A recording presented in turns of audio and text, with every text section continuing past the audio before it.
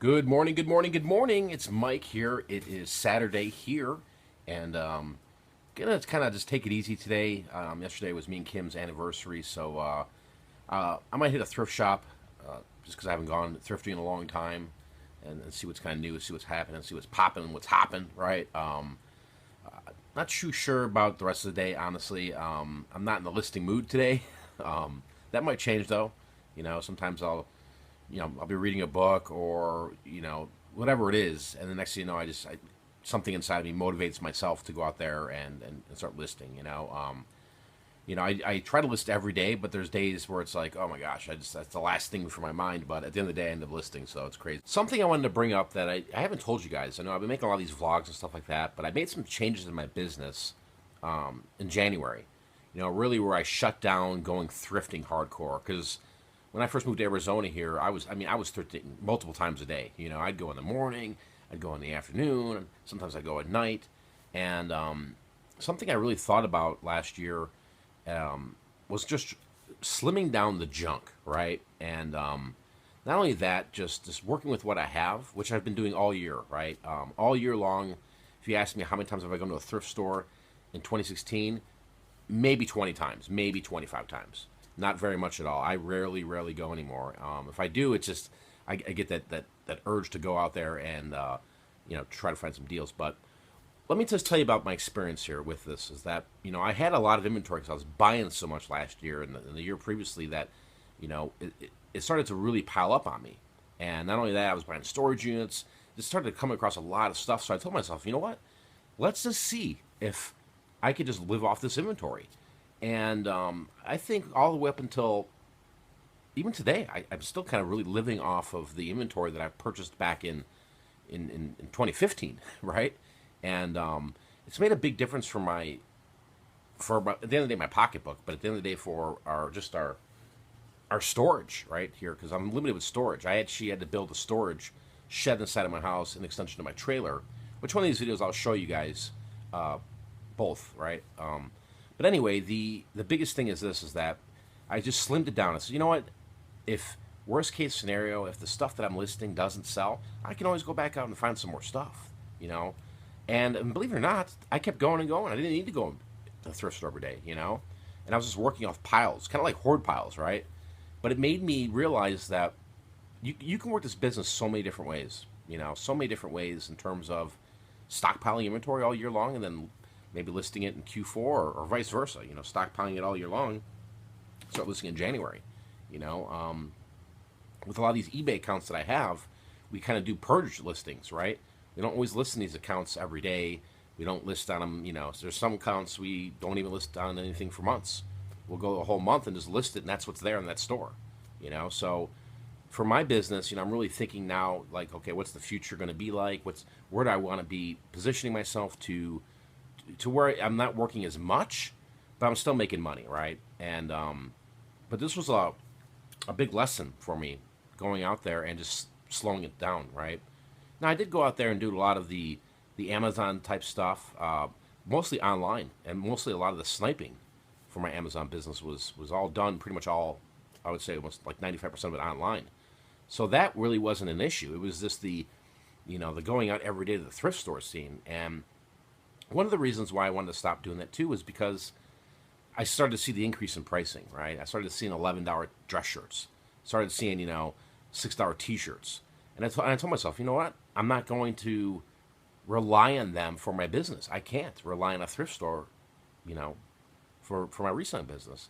So that was the other reason why I wanted to kind of just slow down and stop the spending and stop going there. Not only that, the other one is just the biggest thing, and something me and Kim have talked about for a long time. And we're just trying to get to this point where we're just trying to be minimalistic. Being around all this stuff all these years is just out of control. And it starts to affect your life to some extent. Not like we're hoarders, right? But when we moved out here to Arizona, we came here with a trailer, guys, right? Just a small box trailer, and whatever we could fit in from our home in Chicago, that's what we brought. So we experienced a lot of nights, honestly, with very minimal things in the house. I mean, I don't think we had a couch for like 4 months. I know it sounds crazy. We didn't even hook up our TVs for at least like 4 or 5 months.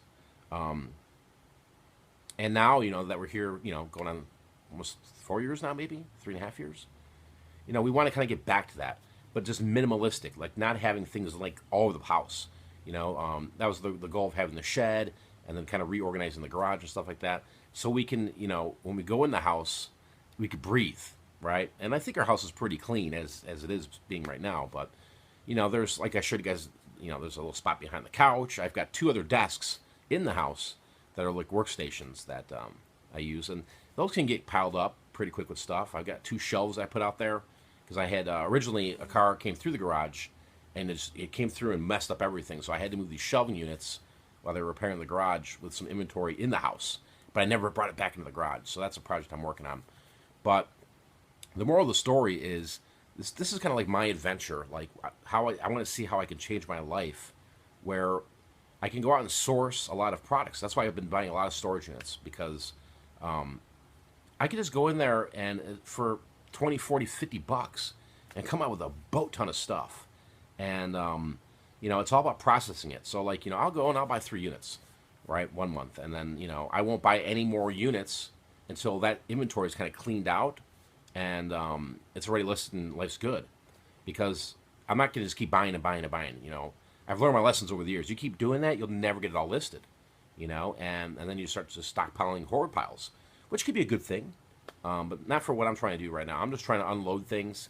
Like I've got connections right now with, if I get certain things in storage units, it goes locally. I do a lot of local stuff that I don't show here on my YouTube channel.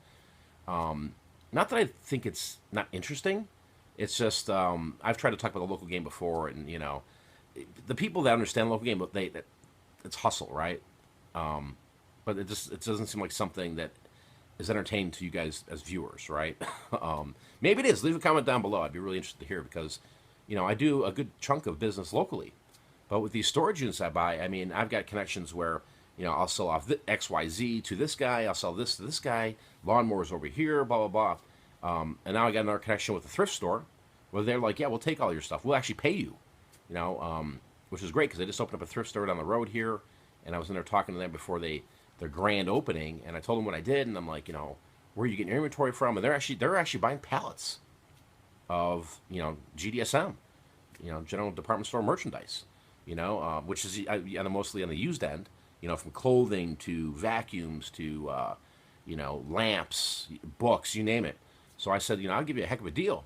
You just tell me kind of what you were looking for, things to avoid, and I won't bring them, and then just come up with a price. Because the way I look at it like this is, if I can go in these storage units and nitpick things to find the little nuggets that are going to make me the money, and I can dump the rest of the stuff to somebody that can still reflip it, it's a win-win, right? Because the biggest problem I think with storage units is dealing with the junk. I mean, there's garbage, which is number one, right? That's the big thing. The garbage it'll consume you if you don't know how to get rid of it, or where to throw it out at, because you got to take it with you. These facilities will not let you use their dumpsters unless you work out a deal. But from my experience, that's always been one of the problems is that you're going to get. First off, you never know what you're going to get at a storage unit, right? You never know if it's going to be garbage, if it's going to be nothing but freaking Amazon stuff, or it could be like 50,000 bucks, which I'm dealing with right now. And, so it's something to think about, if you're looking into getting into the storage unit business, is that you have to have systems in place. I mean, if you're living in an apartment right now, probably not a smart move for you to buy storage units unless you have a place where you can store this inventory or sort it all through, right? Like maybe renting out a storage unit yourself. I know people that do that. And they have their storage unit, they pay for it every month, and that's where they bring all their finds in and stuff. So, so that's, I kind of wanted to tell you guys that, because you might be watching some of the videos sometimes, you're like, man, he doesn't go out every day. He doesn't, because I really don't need to, I just don't. I mean, it's one thing where, I do have a lot of stuff that's here in this garage here and some of the sheds that still needs to be listed. So, but my goal in January was to minimize the spending, right? Work off the inventory that I have, and see what happens. And I'll tell you what, I mean, I see more profit now, because I've slowed the business down. Does that make sense? I've slowed it down where I'm keeping up with listing all this stuff. I mean, think about it. You go on a good run at a thrift store, you pick up 1,000 pieces of clothing. How fast can you list all that, right? Or you buy a storage unit and there's a good, 2,500 sellable items that are all online. all that takes time. I think that's a big thing. Is what people don't realize is that, if you're a one-man team, or maybe you're a couple, or maybe you've got one employee, I mean, banging out all these items is a task, and it's a process. So, at the end of the day, it's November here, and like I said before, in January I changed this whole thing over, and I'm still not even there. I'm not at a point where I'm caught up. That's the crazy part, and I'm still buying storage units because why not, right? All right, so a little later in the afternoon here, and I realized that I was rambling on forever, right? And so I'm going to kind of cut this off here to some extent. I apologize, I can't show you any items that I sold. I'm going to tack it into tomorrow's vlog. Plus, I went to the thrift store, picked up some stuff. I got a pretty amazing thing that I did find there, and that's... my adrenaline was rushing, right? When I went to the thrift store, I'm like, I can't believe this. I'm flipping through racks of clothing, and I'm like, this thing's just sitting here. It's pretty crazy. But, to sum up what I was saying earlier, guys, is I think to get something out of this, to get maybe a takeaway, is to have a game plan in action when you're reselling, whether it's part-time or full-time. And then again, if you've been doing this for a while, maybe readjust your plan, because, everybody... You got to have like an end game in mind, I think, right? If you're just randomly out there just reselling, and do all the money, that's great. But at some point, there's got to be some kind of end game to it. Or maybe a point where you're scaling, or maybe you're going to get to a point where you're going to get out of reselling, right? I've been looking at some real estate options and stuff like that to get me to really where I want to be. And where I want to be, I'll never know unless I plan it out, right? So, the quick moral of the story, guys, is that just constantly reinvent yourself, reinvent your business. If you're going out there and you're spending all this money on thrift store stuff, maybe hold off on that, especially if it's a huge pile of stuff, right? The other aspect of that, the other side of the coin, is that if you're struggling finding stuff at the thrift stores and the garage sales, maybe storage units is your game. Again, my channel is built to kind of just, you see what I do, and maybe there's something you could pick up from what I'm talking about that you can learn and you can run within your business, right? So with that being said, guys, appreciate you watching today. I know there wasn't a lot of live action and craziness going on, but I just really wanted to kind of explain my story there. Thank you for watching. Really super appreciate it. So next time I'm out of here, peace. Vlog over.